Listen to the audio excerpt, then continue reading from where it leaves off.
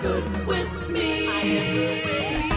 It's a joy to be happy, happy in everything. I am good with me. When you know it, and your face is glowing. You've got to love yourself. You know what it is. It is best to be in a happy state of being. You've got to love each other. You know it is a must. You know It's a joy to be happy, happy in everything. I am good with me. It's a joy to be happy, happy in everything. I am good with me. It's in the air.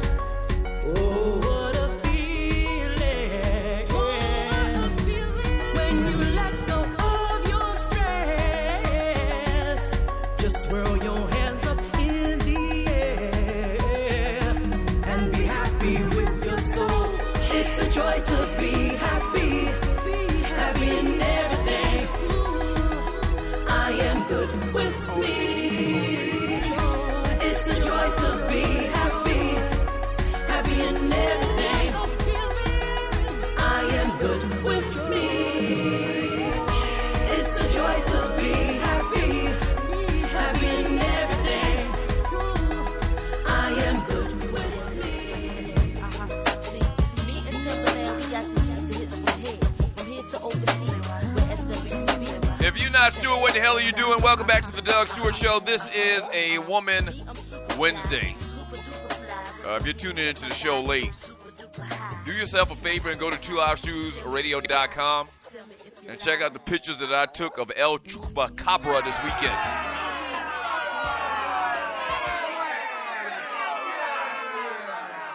I had some jokers really question whether those were fake pictures or whatever. Those are not fake pictures. My brother was there. He witnessed this live. My brother was telling me to get the hell out of there. Yeah, we went and played golf this weekend. I talked about it. We had a little golf tournament, Jim Clyburn golf tournament in South Carolina. And on like the 13th hole, man, we saw this strange-looking little animal that looked like it was a combination of a kangaroo, a deer, a fox, a coyote, and a groundhog.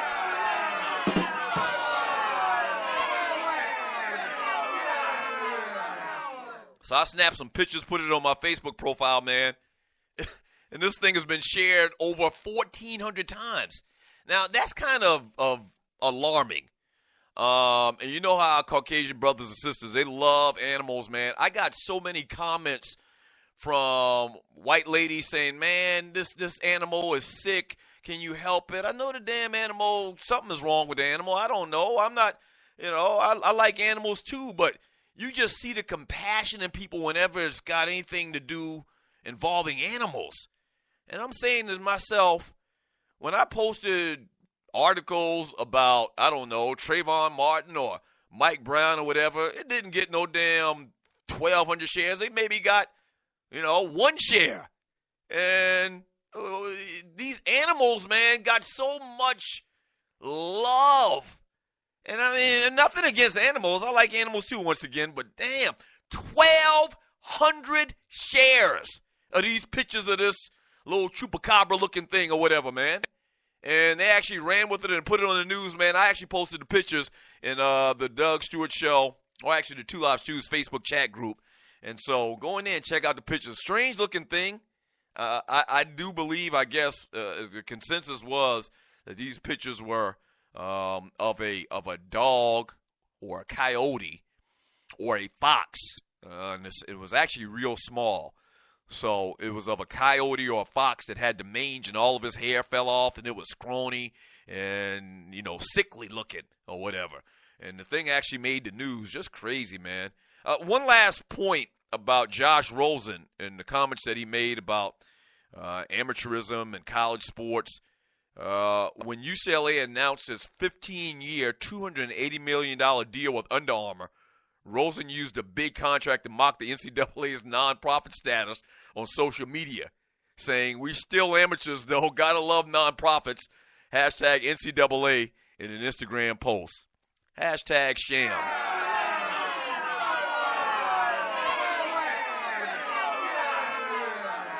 We know what's going on, man. We know what's going on. From Angry Black Man in the chat room on Spreaker.com, listening to the Doug Stewart Show.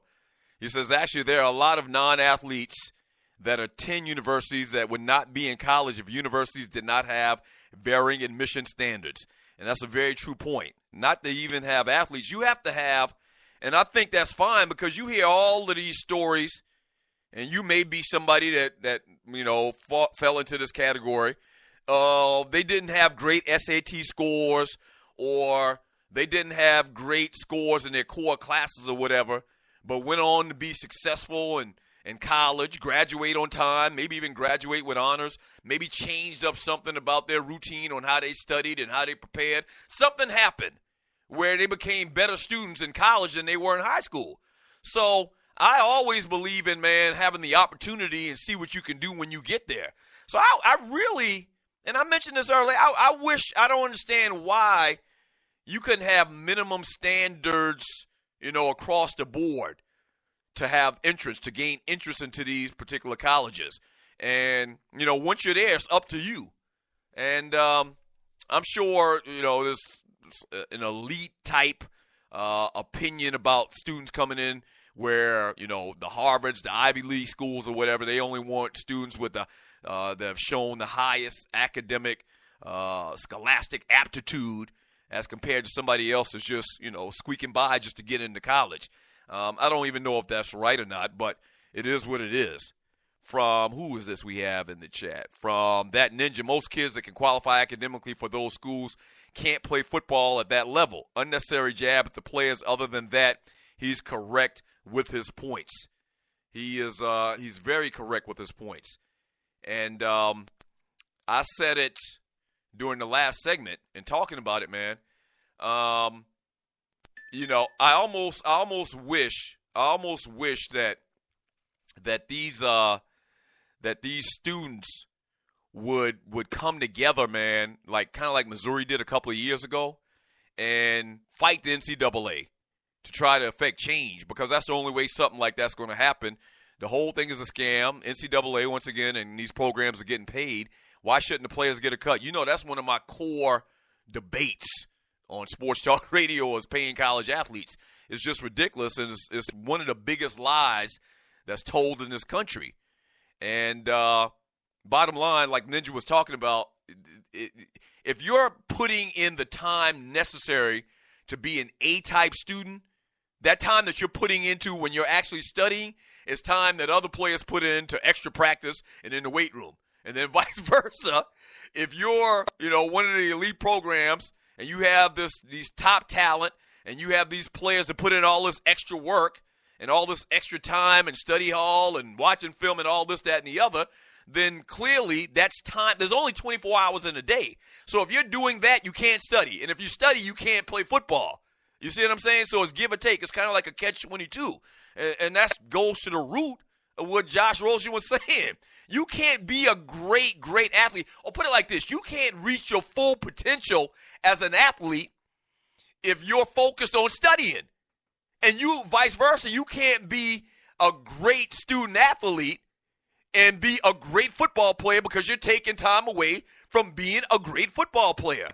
It's a catch-22. And to say that, even the people that do good academically, they could do even better if they didn't devote a certain amount of time to football. I mean, it's just a fact. And even the football players that do good academically, they could be even better students if they weren't devoting what time that they do to football. So I totally get it, man. From Sluggo, rumor is Georgia Tech is a millionaire factory, spits out nothing but millionaires. Oh, they do. I don't know if you're trying to be funny, tongue-in-cheek with that comment or not, but they do. I remember, and I've told this story before as well, you're listening to the Doug Stewart Show. I went to a homecoming game for Georgia Tech, and this was probably 15 years ago.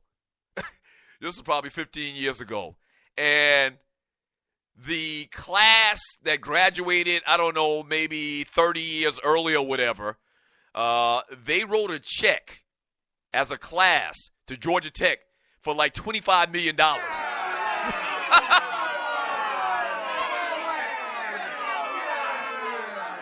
And I'm saying $25 million, but it might have been like $50 million.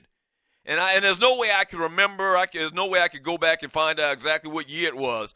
But I remember looking at my brother. We were in one of the suites. Somebody, alumni, had us in the suite, so it was a nice look and everything. And I remember saying to my brother, looking at him like, are you kidding me? $25 million? We get $25 million, in 30 years at South Carolina State University. And this one class, I never forget it because it shocked me so much. And it might have been like $50 million. It might even have been like $100 million.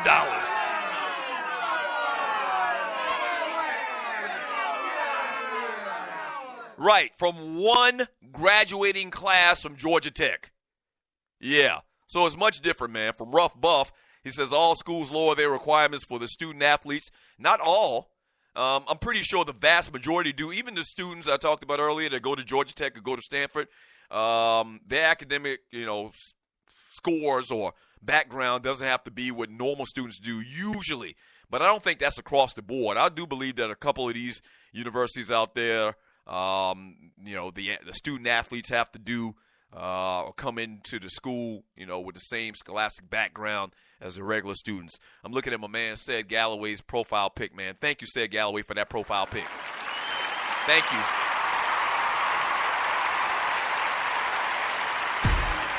Thank you.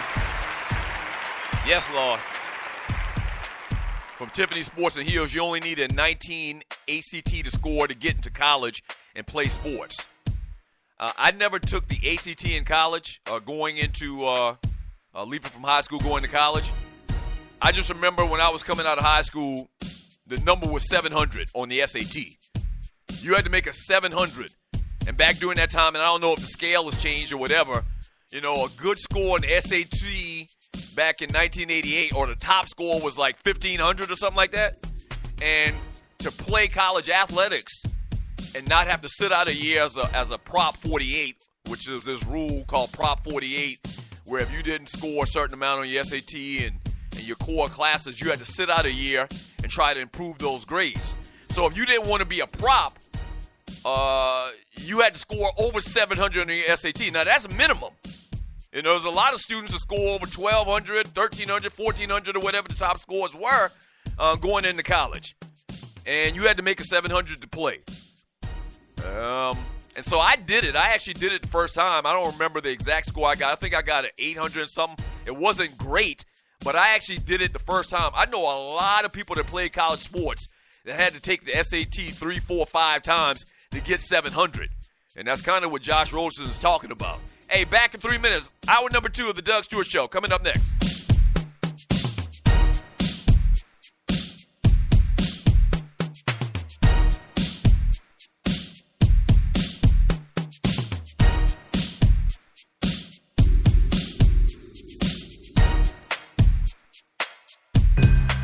Ladies and gentlemen, hear me and hear me good.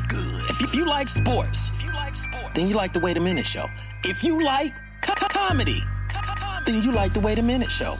If you like a different opinion coming from a different angle, then you like the Wait a Minute Show. So join me Wednesday, 9 p.m. Eastern Standard Time with your host, Jelani J.B. Bodie. And of course, my man Lopan. On the Two Live Stews Radio Network. Ain't that right, Lopan?